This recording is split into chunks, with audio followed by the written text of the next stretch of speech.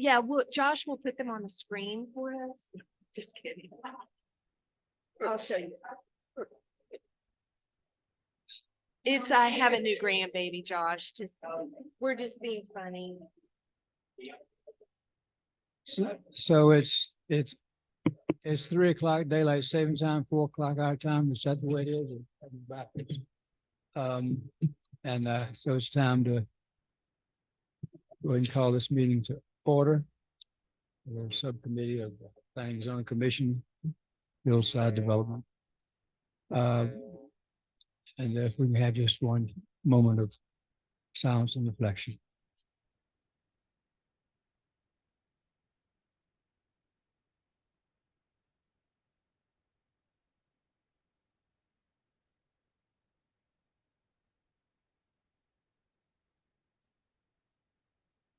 Okay.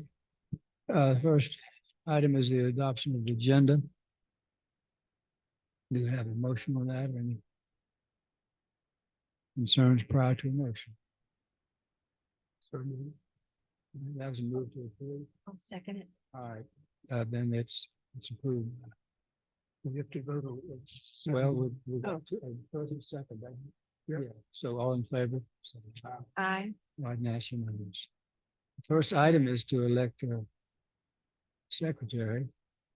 And Liz, you were absent last meeting, and so there was a 30-minute discussion. The reason was that you would be nominated and that you would resist it. That I would be the secretary. Be so strong in our affirmation that Help me out here. Not you.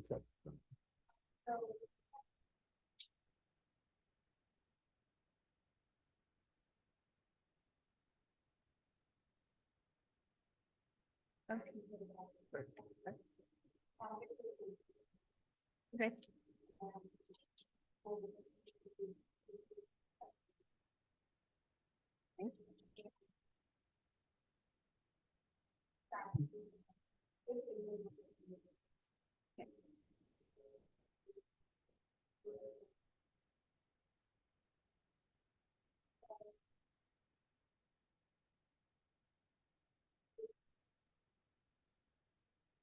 So I would like to ask officially if Liz would be willing to be. Sure. Thank you. I'll be glad to do it. Second. And let's vote. Aye, and Liz votes against. All right, we'll take that as unanimous, because if you don't vote, it's a yes. So the old business is where we left off on the issue of approved grading area and impervious surface ratio discussion on the hillside ordinance. If I may start out with as brief as I can, I have for 13, 15 years prepared drawings like the ones you will see in advance of this.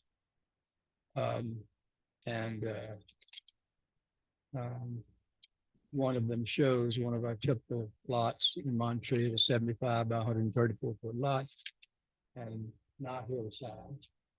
You can see it's in the room to meet the front yard setback, have a 1,700 foot cottage, meet the side yard setbacks, and park in the back. So that is typical of houses say in harmony. The squares coming up the top. If you take the same circumstances and put the 40% slope on, and I have done drawings like this, which show the front yard, rear yard, and side yard setbacks. And then if you take the minimum restriction is 60% of the lot will not be disturbed. So if you take that 60% of the lot can't be disturbed, and you add that number to the side yard setbacks on both sides, front and rear setbacks, then the question is whether or not there's even a reasonable use of the property. And in these examples is one like this one on Appalachian Way, in which the restrictions are sufficient that all you could get on that lot would basically be a two-car garage footprint, which you could put a small apartment above.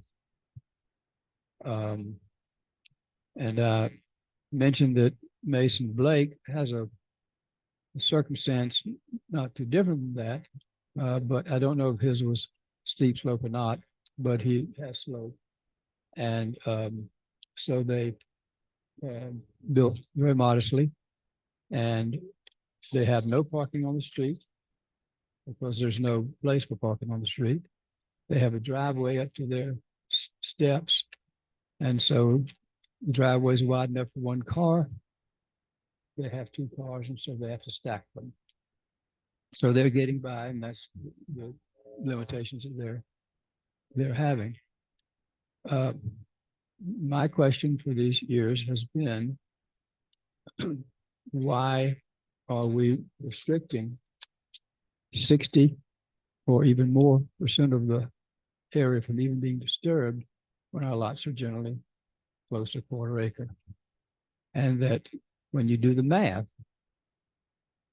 the area that can't be disturbed, combined with the area required for dealing with the slope. In other words, you have a bank. You've cut the hillside and you have a bank.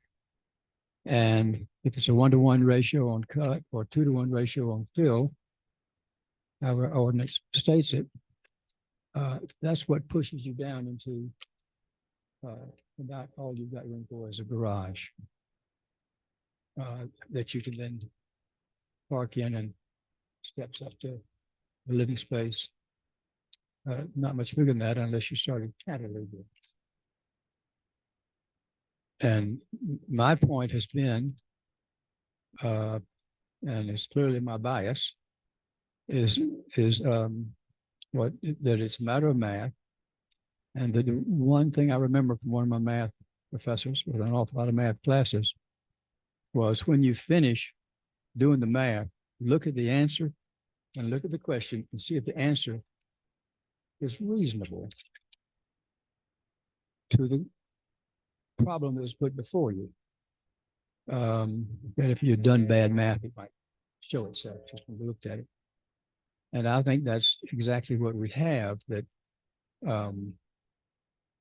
I've spoken previously about where this all came from, matter of public safety and so forth, where major development was scraping the side of a mountain and creating an unstable circumstance.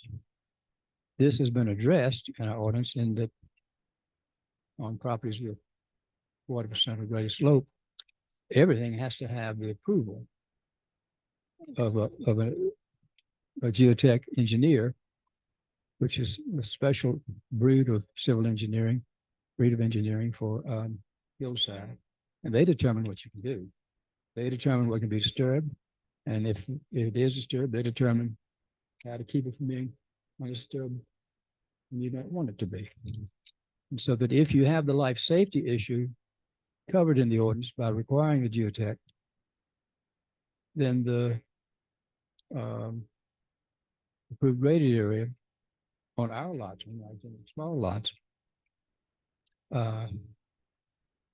is outside the bounds of reason by my analysis, which is based on a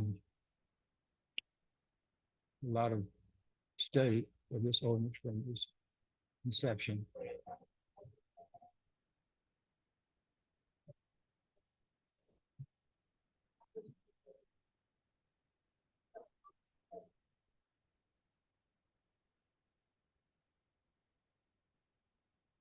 I think what he's saying is that the first graded area is too is too small. I'm looking at pages 7 and 8 of this package. And what I tend to understand about it, I'm saying is that if a start of 40 to 45%, that's what the building is. The building is 40%, 45 to 50%, so it's 25%. 50 to 55 is 30%, 50 to 60. I guess what's common in the area, Kayla? So I'll answer that in a second. So there are two important things. There are a couple of important things that Wade brought up. And Wade, you let me know if I get any of this wrong, but I just want to summarize for the group. As the slope increases, the buildable area goes down because of the grading limits and the impervious surface. The purpose of this, that's one point, right? Yes. Next point is that the purpose of these regulations in terms of reducing the graded area is public safety. And that's covered by the geotechnical assessment. Correct. Requirement. Okay. And then your stance on the approved graded area, and does that include the impervious surface limit? That those two requirements, limiting further above what the geotech assessment would recommend is too far. Well, yes. Okay. And the impervious is just extra. It's Okay. just the disturb that you can't. And a good example is across from Bill Shy's home. It must be a double lot, Bill, that house was built in a year or so. The new house, yeah. You mean the new house? The new house across from Bill Shy was under construction about 2 years ago and finished now. But it's appears to be a double lot, and they built the house there, and they required them to clear almost all of that lot as they were shaping the. Well, I think he just told the landscape guy to come in and clear it. I think that's what he said. And I can add to that, from the experience of being the contractor building it, the more you try to cut a steep bank here so you don't disturb, the more that keeps becoming a maintenance issue, and you wind up needing to address it. So let me just bring us back. So we understand where Wade's coming from. Bill, you've reviewed what's currently in the ordinance. Based on what I pulled out of, all these places, most places mention a grading limit that's either based on lot size or slope. Very few have any impervious surface limit. And Montreat's ordinance has a ratio between grading area and impervious surface. I did not see that anywhere. Now, so I get to. yes. Answering Bill's question, yeah. So grading limits are common, impervious sometimes, that ratio never. And it's based off of either lot size or. I read through this a lot and have been studying it. And so I think we've talked about Montreat being unique, and our hillside development here is very limited. We're a small little cove. And so what came to my mind was, why are we wanting to change this now? And who does it benefit? Because I think that the people before us worked very, very hard to develop these ordinances. And I really appreciate, Kayla, the material that you gave us. And then I really dug into the Land of Sky regional, let's see, what's the Regional council. The regional council, but their slope development material that you gave us. And so probably I understand Wade's expertise and respect that greatly. And Bill, I agree totally with understanding about the ratio density and the approved graded area. What I do believe when the people that developed our ordinance years ago were thinking of with Montreat is we're small, the hillside's right there, and how can we best protect the development? And so I think I'm kind of coming from that viewpoint. And one place in Black Mountain comes to mind. If any of you have seen the development on the hillside, you can see it from Highway 9 that's over, I don't know what direction from the golf course. It's actually my other grandparents' house is near there, where they've developed a lot. Allen Mountain, is that where it is? Little Allen, okay. And I'm not saying that's what would happen in Montreat. I'm just saying it's an example of what appears to be possibly overdevelopment. There's a lot of houses in a small space. And as I review what's in our comprehensive plan, I know we only have 2008, but we're getting a new one, and that's important. I guess I'm kind of coming from the viewpoint of why now? Who does this benefit? And is it something we really need to change? And I say that very respectfully to my subcommittee members here, that I think there is a reason the steeper the slope, the smaller the area you can grade and the smaller that you can build on. And when we purchase property in Montreat, I think we said this at our last meeting, there's due diligence when you purchase property that is the law. And those are the ordinances. And I don't know, I'm not sure what to do with all of it, but that's the viewpoint I'm coming from today. Very respectfully, but very conservative about changing it. So, that makes sense? So I think if I could just jump in real quick. Yeah. I think there's two pieces here. There's the life safety piece, Mhm. but then there's also the character and viewscape, low impact development piece. So, I hear, Wade really talking about that public safety piece and relying on the expertise of the geotech engineer.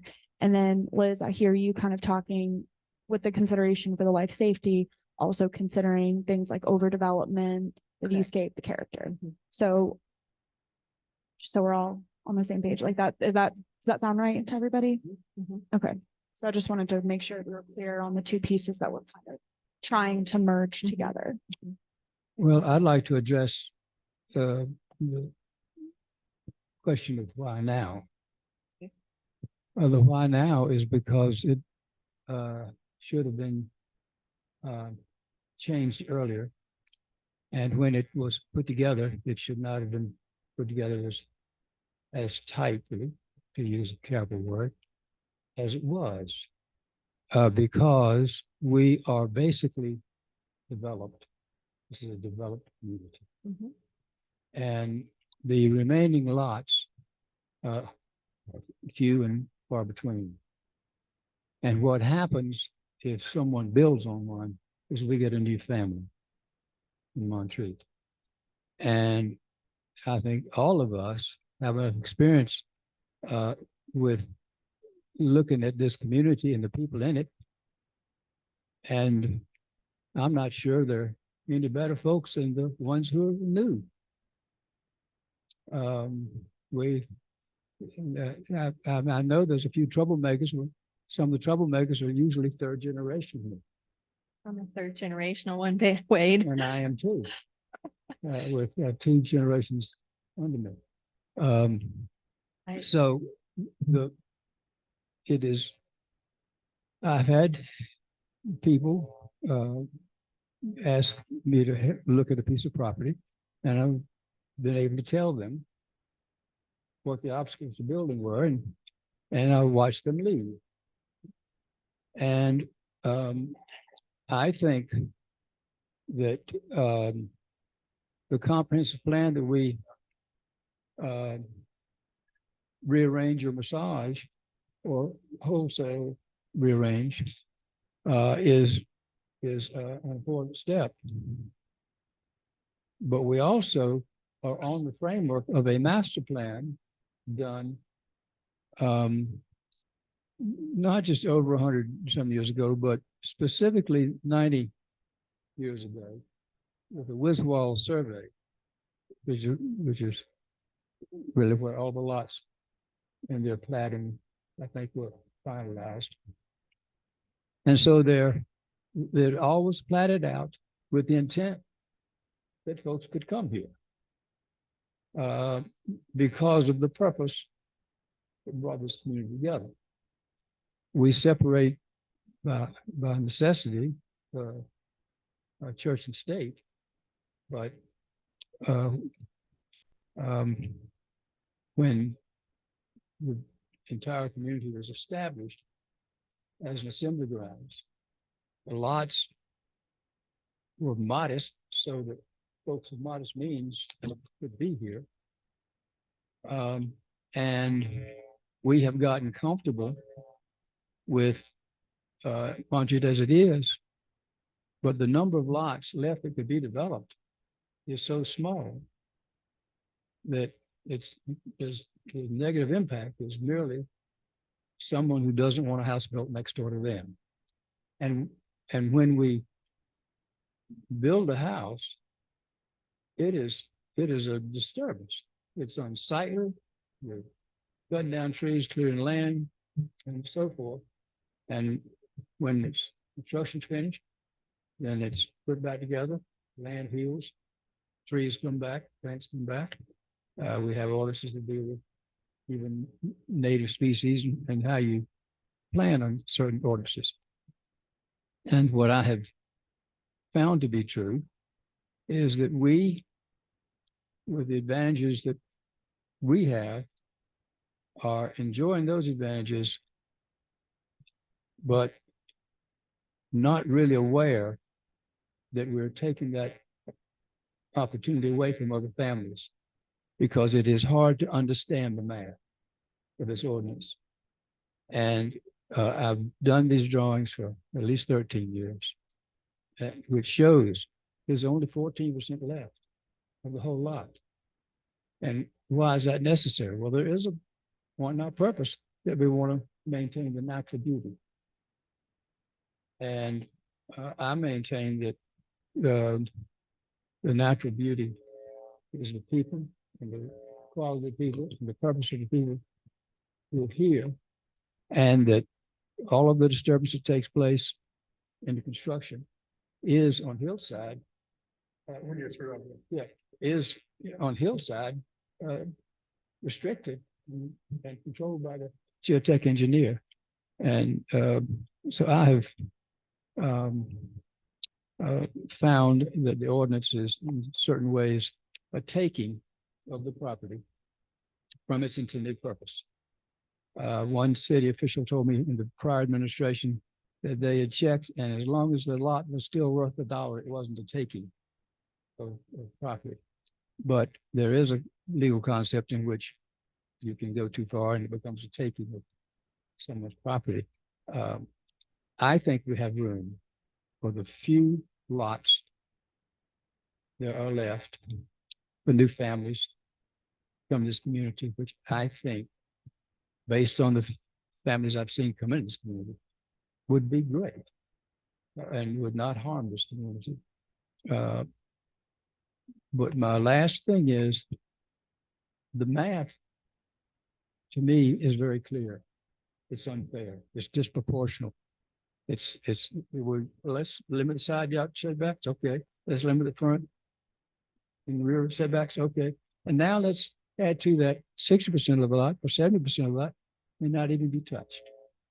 And I think that's disproportionate. I don't think it's fair. And I don't think it's right. And I think it's really simple. We've got the controls of a geotech. We just should remove the approved graded area from the ordinance for lots less than an acre. It'd be real easy. take a question. It seems to me that one way the U.S. citizens are I just have a question whether that's appropriate at this point. Whether that's appropriate for this point. And I'd really be interested in what the Comprehensive Planning Committee, I'm glad you mentioned that. Both of y'all did. I'd like to wait until we get their report and see, and then talk to them when they present it. And see what they intend, what their vision of it is, before we dance off of this. So I just soon defer this. I very much agree with you, Bill. I think we need to hear from the community, and also Wade, very respectfully. We only have limited land here. I think there's wonderful families here, and I think never would it enter the mind of any of us on this subcommittee or P&Z that we want to ever prevent a family from coming to Montreat that wants to be here. But the reality is that actually, if you read in the Land of Sky report, they even discourage building over 40% slope. And so I think it's something we need to do very carefully. The plats that were made out 90 years ago, we didn't have geotech engineers, I don't think. And our knowledge of the risk of landslide, stormwater, sedimentation, and other issues that we have to take into consideration as a community have become more prominent because our knowledge and our science has improved. And so I just want to make it clear that I don't think there's anyone that would ever want to not make someone welcome in Montreat. And we're just trying to look at the community as a whole. We'll have time for public agree. comment. What? Yeah. Yeah, so I'm hearing, again, two pieces, this character and the public safety piece, and also wanting to fully understand what the community is saying in light of the comp plan. Yeah. I'm on the steering committee for the comp plan. And one of the objectives is to look at the Hillside Development Ordinance. To look at the Hillside Development Ordinance like we're doing in this subcommittee. Are they going to look at it too? No. It's this, yeah. But it supports looking at it. It supports examining it. But there, right now, and it hasn't been adopted, so this is all preliminary, but there, are 3 visions that come out of it focused on the environment, the natural beauty, water resources, things like that, development, and then transportation. So, yeah, I mean, looking at this is the right time to be re-examining it. And Liz, I think you bring up a good point about, having the knowledge today that we didn't have when the town was platted. But, just one note, there are things that we can do in terms of the way the code is written, that can serve to re-landscape areas that were graded. So requiring replantings, requiring, replacement of trees over a certain DBH, how wide they are.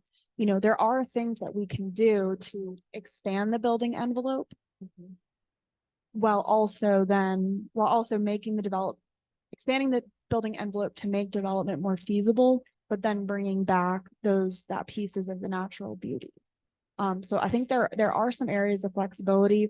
I think at the end of the day, I know I'm permitting these developments and I'm relying on that geotechnical assessment. At the end of the day, I'm relying on their stamp to know that they have examined that property and that they are making the recommendation that, the recommendations that they're making.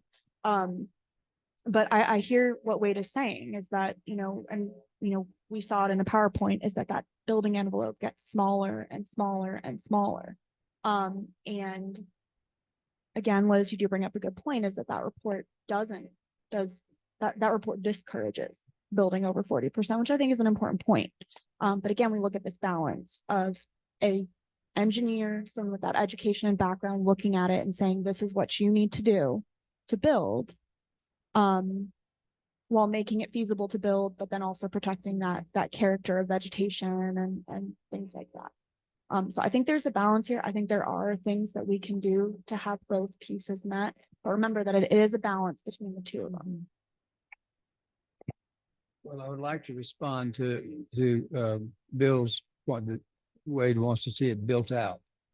I've not said that. I don't anticipate that. What my point is that it's difficult for anybody to build, period, anybody. We don't have hordes of folks trying to get in, but we have folks that are oftentimes looking, how can they be here? And I know from the science of my work and from my 24 years in Montreat, that our ordinances, our hillside ordinance tells you, don't try, don't bother. You need not to, you need to forfeit your, you need to forfeit the earnest money if you gave it. That's cheaper than trying to build. And I've known that to happen in these three places. Folks walked away from money that actually given to a real estate agent. And once you start paying an architect to look at building something on the lot, then I have to look at the ordinance, and I have to look at the 60% restriction, and I have to look at the other setbacks. And what I'm repeating myself from previous meeting, it is math. And math doesn't really work well against opinion or wish. I'm sort of like this. I put this item in front of this commission almost 6 years ago, Bill. When I put together the ordinance, I put hillside and stormwater, those items to be looked at. And so it's the question is, why now? I've sort of been asking for 6 years. And since I'm soon to go off this board, as I become a non-resident, no matter how long it takes us to get the sheetrock done and get a certificate of occupancy, we want a couple of lawsuits. But anyway, we won't be citizens of Montreat, and I won't be on this board. So this is the only opportunity in 13 or so years this ordinance has been in place to have an actual conversation about, well, can we look at the map? Because if we don't look at the map, then the opinion has less validity. I really don't want to see it overdeveloped, but if the math says nobody can use that, then that means we've already developed that. And it was not the intent of the founding of this community to have a point in which the folks who are here are the lucky folks, and that's where we cut it off. So it's between that and where it wants to go. I'm just thinking it ought to be fair. We should have a fair opportunity to use property. I think that our founding purpose was tied to faith and the mission of the institutions in this community, like the college and the conference center, and the smaller entities that actually fit in that same purpose.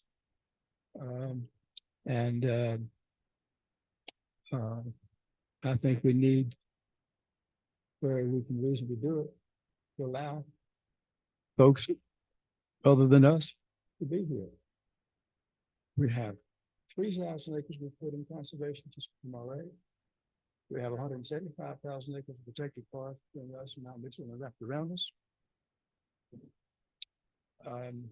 We have taken the Graybeard Trail and put that in conservation, all above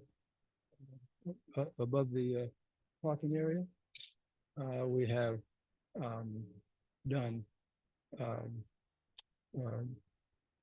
I forget a zoning term for forested areas, we have green space, we have woodlands. We have our woodlands zoning, we've had green space. And we've layered all of these things in, we've been protecting left and right. And I have watched the sentiment to let's not have more people here. And for those of us who own property up in the Graybeard ETJ area, I know I've been encouraged to abandon the property and to give it away. For conservation. Yes. So even though we, and so 175,000 acres, 3,000 that we in my waste put in, we've got a riches of forest around us. And so we have very, very few lots that are going to be reasonable to build on. The graded area makes it unreasonable for those few lots to build on. And I believe the math backs that up. And I think if we took the painful time to go through these exhibits and say, well, okay, this is what it means. We have to cut the bank here. And how do I hold that up and so forth? I think then the math would win out. But if we aren't willing to take a hard look at the actual math, then I think we can postpone, which means make sure nobody can build on it. Wait, I don't think the issue here is the math. I think that Bill and Liz understand what happens with the building envelope as the grading. I think we understand that piece. Your examples were very helpful, as well as the review that I did. Is that correct? Do you guys are understanding what the issue is? Okay. So I think what? This is a compliment. I'm impressed because you're wonderfully doing sort of as a mediator, and let's all be nice. And I feel that way too. Wants all to be positive. I just feel very strongly, and I do so because of just so many years of seeing road cases and doing that. And I would say if math doesn't work, then that ends the conversation. Kayla, would it be possible for you to draft something based on what the comprehensive planning committee has got in mind, so that and put it before I mean, us? there's not So- really anything Because I'd like specific. to talk with the members of the comprehensive planning What committee are you looking for though? to draft something to accommodate some of what Wade is talking about.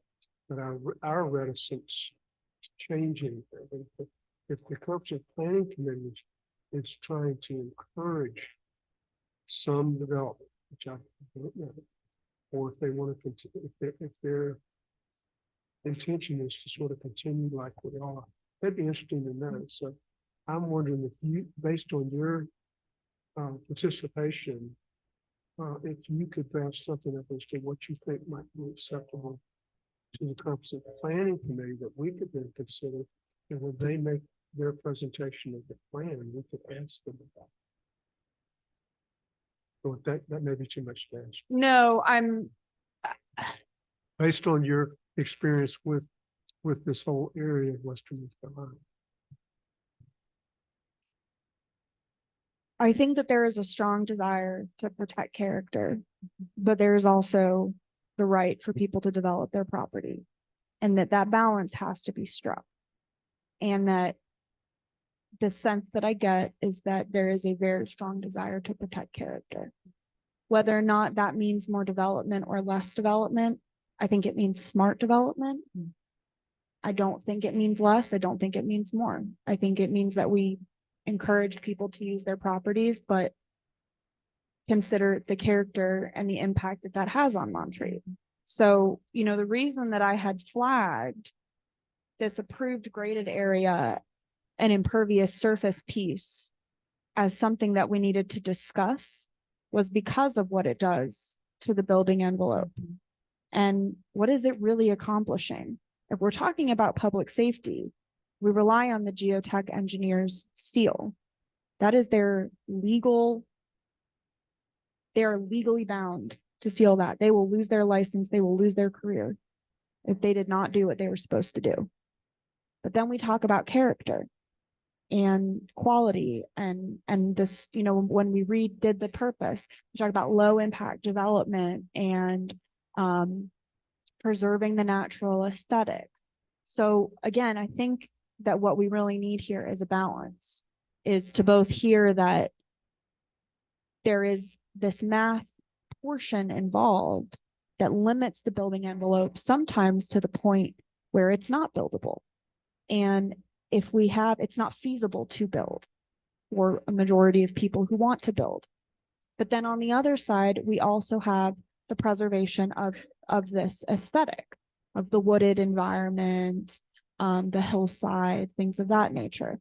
So really, you know, it's about seeking that balance. And out of the comprehensive planning process, that's what I hear, is that whether it's about more or less development, it's about smart development. Well, I'm aware that I have a sense of where this is going, and that we won't be doing anything. But I believe that we all in this community favor keeping things as they are, with as little disruption as possible. I also believe that we're incredibly good people. And I look at this as using an ordinance that sort of in a sophisticated way takes a piece of property off the market and use it. And I believe that we're better people than that. I believe that if we understood the math of it, you know, we've got just very few lots that anybody's going to do anything on anyway. But we've got an ordinance that's got an AGA, approved grading area, that basically stops it. So the AGA stops the reasonable use of hillside lots in most cases in the 4 acre so. And I don't think that as a community, if we had a full understanding, we'd vote that way, because we're not that selfish. But I think as long as we really talk about, well, it's a good idea to protect nature. Well, it is.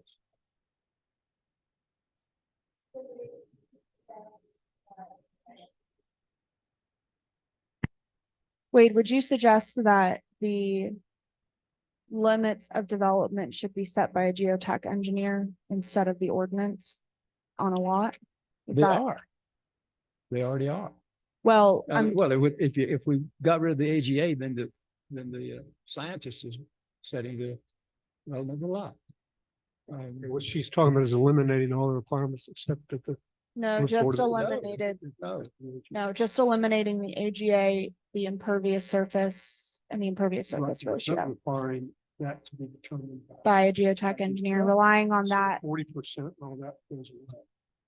That's what I'm. Well, I'm asking if that's, I'm asking, yeah, I'm asking, well, I'm asking it, Wade,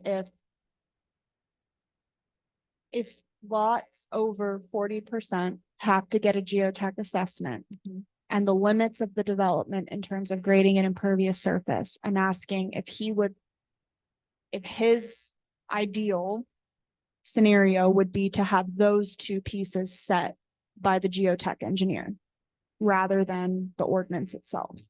We're not talking about the rest of it. We're just talking about those two pieces. Is that correct, Wade? Well, that's the reality.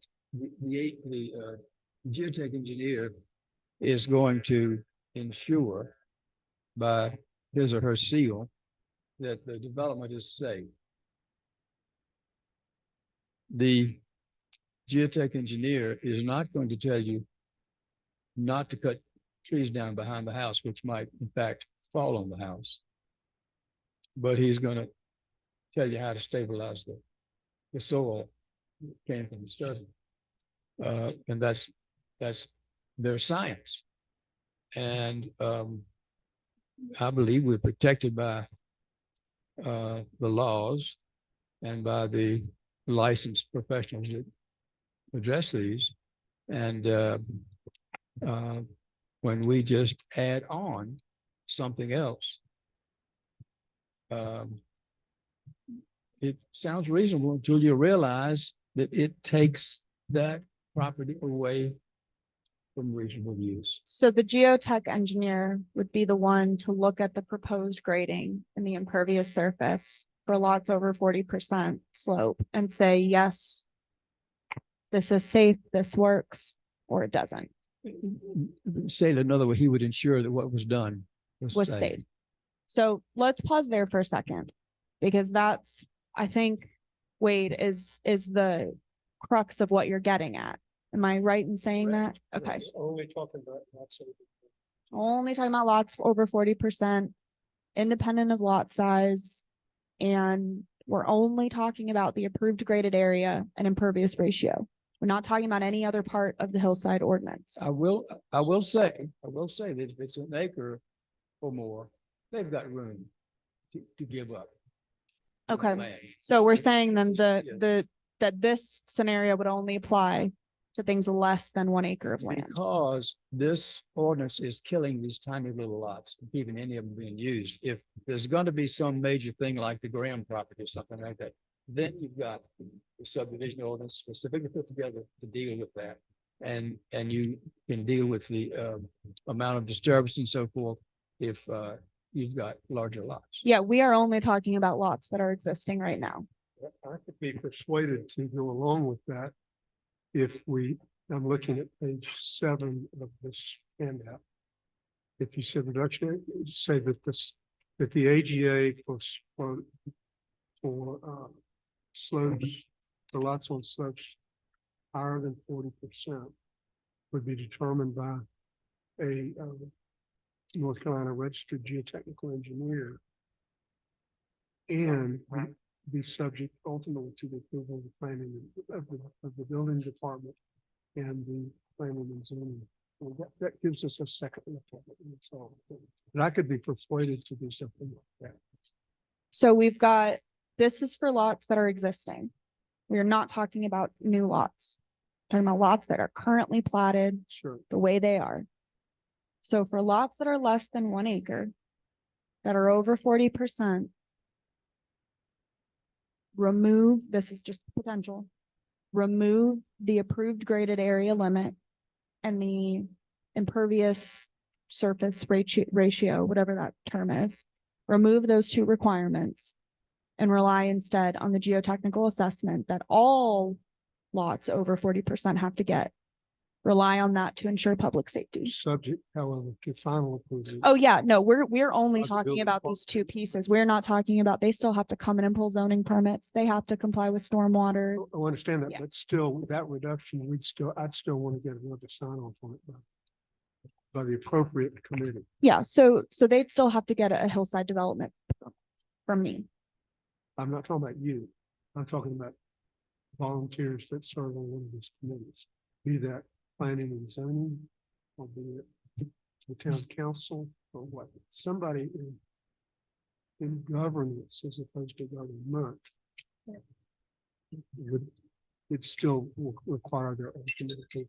Wade, what do you think? I think that we're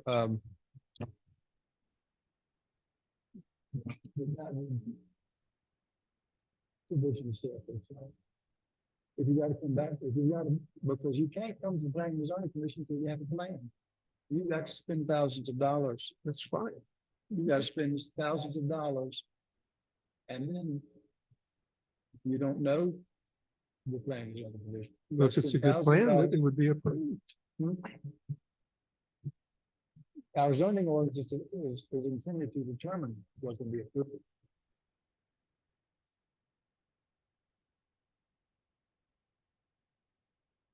I think one thing that I hear Bill, and I'm thinking this too, with some hesitancy, totally understand, yes, the math's important and you have a geotechnical engineer, absolutely, but we are taking out the factor of community involvement in a decision. And that's where I see the rub, because totally respecting both of those. But Kayla, you're looking at me. What are your thoughts? I just see Yeah, this that- is an administrative level approval, so somebody could appeal the zoning Mhm. permit, but this is community involvement is with the ordinance crafting. exactly. Right. To require community involvement in issuing this permit, to me, feels like a very heavy burden. When you say community involvement in issuing this permit, are you, I'm referring to requiring planning and zoning approval and then board of commissioner approval. okay, let's put that aside. That Okay. isn't what I meant. Okay. What I meant, apart from Bill's comment, was I'm sensing that, yes, the geotechnical, yes, we have the ordinances for approved grading and I'm losing my train of thought. Impervious. Impervious. Thank you. I need a little vocabulary Yeah, on the we'll just- wall. But anyway, the things that we're discussing right now, but if we say, yes, we're only going to use the geotechnical engineer, regardless of what size the lot is, we're taking out community involvement just because of the development of the ordinance. Mhm. Does that make sense? That's Mhm. just, I'm just expressing that. Now, this is just one piece of the I ordinance, understand. and we can look at other ways Mhm. to protect things like that natural aesthetics. Again, Yeah. I brought up replanting of trees over a certain, Yeah. DBH, something like that. Because as far as the public safety piece goes, I'm understanding what Wade's saying is that the geotech engineer is the one who's qualified to Mhm. make that decision.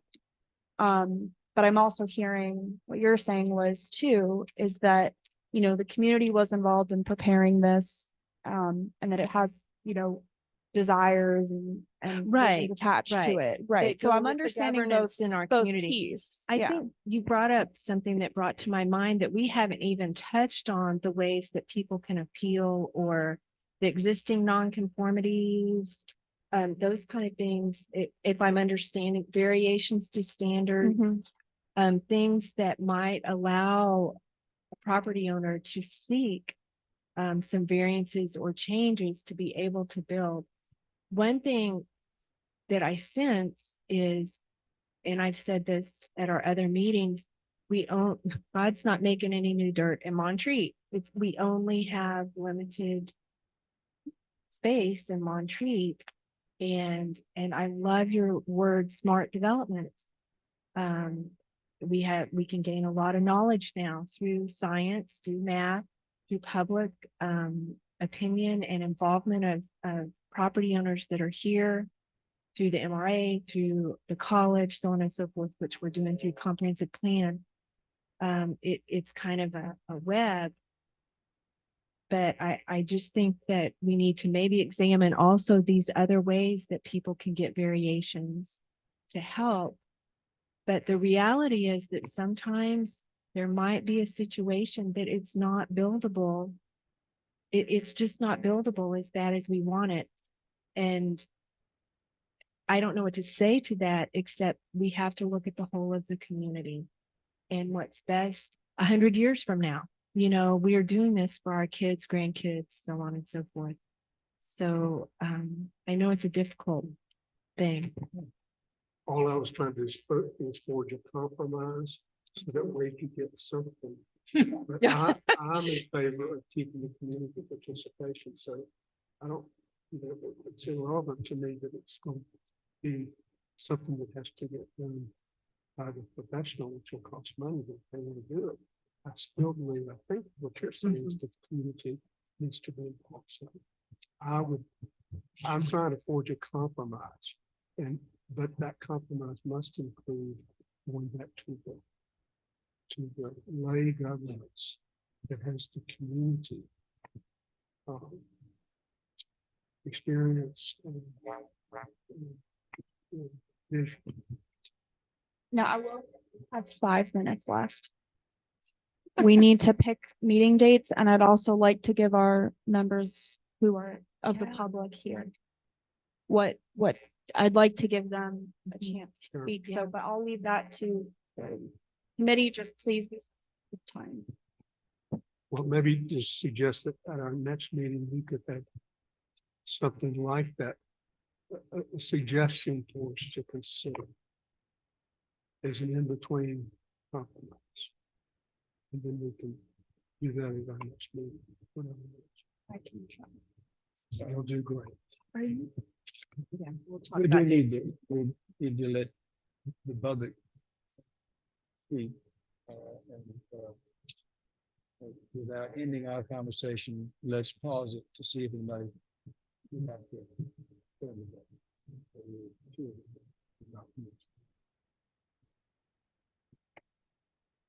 If y'all want to come up, just come to the come to the microphone, say your name and address. And that'll.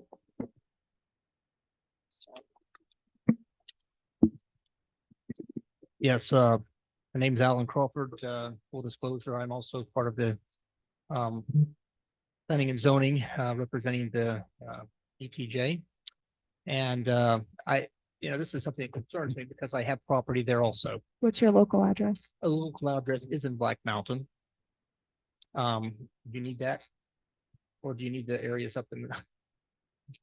Does not have an address. It doesn't have an address. It's three adjoining lots. That's fine. ETJ is fine. Okay.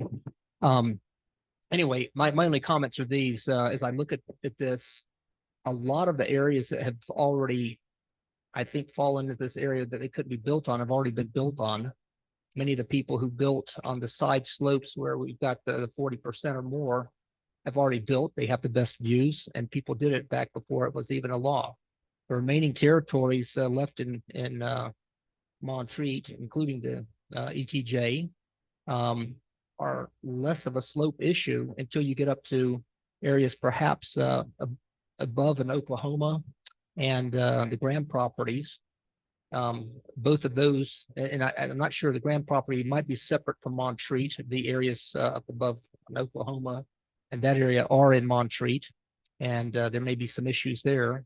Area north of Graybeard Trail and that other area is ETJ, and it's reasonably gentle slope. I don't think we're going to have an issue with any of those. But I do think that some of these other places are there. As I said, a lot of places have already been built on with this very steep slopes. John Knox, Harmony, some of these places. I don't know that there are too many places that haven't already been built. So I don't know how serious that is for future development there. I know it can be an issue. I just, again, I think we need to look at what we're talking about. And as far as impervious surfaces and stuff too, I know that's mainly the footprint of the house, but it can also include driveways and other things. And again, when you start looking at the slope and terrain, making sure safely it's not going to sort of slide off the mountain. And that's an engineering and architectural thing that needs to be considered. And they do come into play, but I think we can work with most lots. Most of the lots here, the average lot size is basically about 1/4 of an acre. I think it's about 0.24 if you take 75 by 150. I've got 2 of those lots, and one's a little bit wanky, but it's still sort of the general size of most of the lots here. I know you raised a concern about the property in Black Mountain, and I will tell you, I own some property there. I use it as rental, but it was done in a completely different setup. I think the town and others encouraged them to build far more than it could. There are slope issues, but that was a decision made by the town of Black Mountain. And those lots are approximately 1/4 acre, maybe slightly less. Having had one, it's like there are some issues, and it's on a very steep slope, and I've got drainage issues out the back, and my neighbors get upset that I put a little trap there to catch some of the stuff that's flowing down and trying to jam up my yard and flow into there. So it's not an issue I don't think we're ever going to have in Montreat, just because of the density of that. And they also clear cut the property, and it's that's where they start. And then you can plant a tree or 2 here and there, but again, it's not a whole lot more that you can do with it. So again, I'm familiar with that issue. I don't think it's a concern here. I think there is room for, using a balance of the engineers making some decisions both on safety and what can be done. And then, the impervious part, I don't know, maybe some of it can do, you can use gravel driveway or something as opposed to some other things that would still allow you to fit the formula if you've got a quarter acre. So anyway, that's all I have to say. Thank you for your time. Anybody else? Bill, I think that as citizens, we have to establish our zoning ordinance and its requirements. And we can't put as a condition, maybe. I certainly know variances aren't easy to come by these days. And somebody needs to know that this property can be developed if I meet these rules. And it doesn't work. I believe it just doesn't work governmentally. Or you play by these rules and then you get to go to another level of approval, which is a citizens group. I don't think that is good government.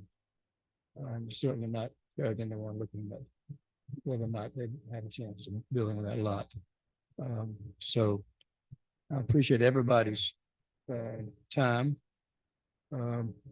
But I have said before, you can generally audit zoning, but that takes you to the math. And the math is either be recognized or not recognized, but the math says we've taken the property in too many cases. Okay, so we need to look at some new dates. So we are past time. So let's look at a couple more dates, the end of May.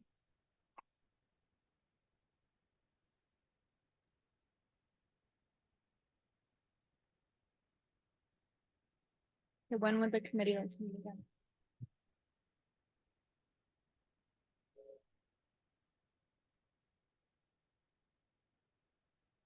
I will say that the comp plan is, the steering committee is meeting May 30th to hopefully recommend approval. Then it will go to planning and zoning, hopefully in June, and then to Board of Commissioners in July for hopefully adoption.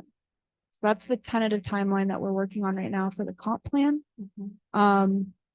So, just keep that piece in mind, but, certainly I think continuing to have this conversation. Does the comp plan go to planning and zoning and just back to the No, it goes planning and zoning. planning and zoning? So that would be, We did we set a meeting? We for did, that? yeah, Right. June 13th, We did. Did you set that at the last meeting? we did, June 13th. Regular time and place, but I'll send you guys that. Yeah, so dates for the next Hillside meeting. We can set a couple, that would be great to just have them on the books. I would personally prefer to see the comp plan. It's the draft. I can give you guys the draft, that's public information. Yes, please. June 13th is the presentation.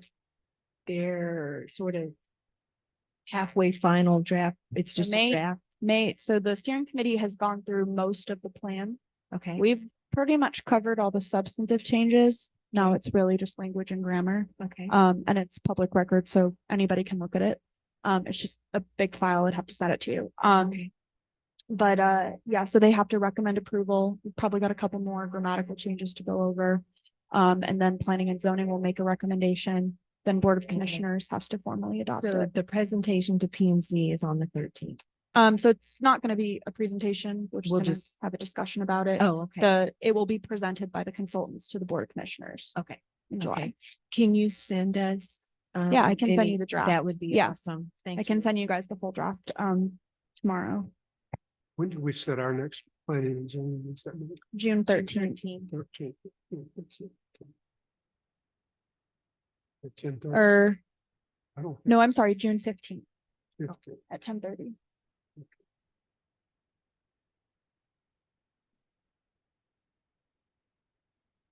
I cannot meet the first week of June. Let's mark that out. Or let's see, we're leaving Friday before Memorial Day. So it's that next week.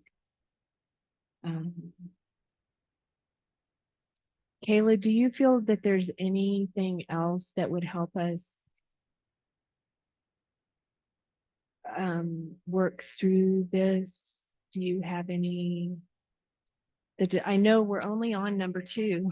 No, that's okay. This is a really important piece of Yeah, it. So, I mean, I think agree. I'm what glad Bill- we're taking this time. I think what Bill suggested of coming up with maybe a couple options based on the things that we discussed today to maybe then talk about as a group, the Okay. pros, the cons, that balance. I to think maybe that would be aid us. good. Yeah, I can do that. That's fine. It would almost, I feel like be good to have almost like our own little mini workshop on, go through pros, cons. What does this? Yeah, look like? I can give you guys some options Yeah. based on what we talked about today. So, but if you guys can set some Okay. dates, that would be I very mean, helpful. do you want to to meet me. next week? Do you want to meet? I am not here next week and I am not here the week after Okay. that. Got special I- occasions. Yeah. So does that look like into June? I'm not looking at a calendar. So the week that I am back is May 22nd. So I could do something that week. Week after that. I think you, Liz, are gone the week after that, which is June 5th. I'm flexible. Next 2 weeks, since I've had the phone. Right. Yeah. Okay, Yeah, he's It's gonna leaving. need to be June. Okay. So Liz, you said you're out of town June 5th. That We leave that Friday before Memorial Day and I'll be gone through the next Friday, Friday before Memorial Day is. that first week of June. Pardon? 26th. Yeah, Okay. I think that's right. So after And- that next week. And Caleb, for you, relatively new about it, Memorial Day, 4th of July, I mean, it's just, so. Yeah, I figured. So then let's look at something the week of June 12th. That sounds good to me. Okay, what does y'all's availability look like? I like the 4 o'clock if that's Okay, possible. that's for fine. Work helps me. We're planning and zoning as a whole is meeting on the 15th. We might want to meet before that. So maybe like the 13th. What's that say? The 13th, I could not do 4 o'clock. I could do something earlier that day, or I can do the 14th. How about the 14th, I can do the 14th at 4 o'clock. 4 o'clock? Will you be back? Wait, Or in June? Uh-huh. Oh, yeah. Okay. Where did we go that long? Okay, June 14th. What day of the week is that? That's a Wednesday. Wednesday. I will confirm with Angie that we are able to meet that date. Okay. And I will let you guys know. Can we set a backup? Can we pick a backup date just in case? Is there something else? I can be more flexible on time if we need to be. Let's flag that. It should be. Okay, So so then we would go to the week of the 19th, maybe as a. As a backup, yeah.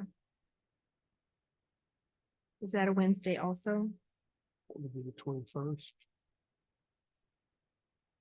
Oh, what day of the week is the 19th? The 19th is a Monday, so I could do that Tuesday, Wednesday, or Thursday.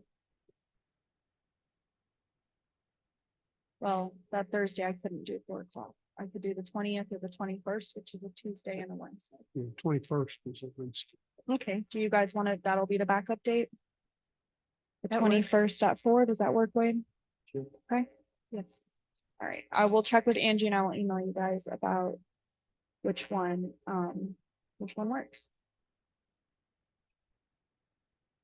All right, do I have a motion to adjourn? I so move.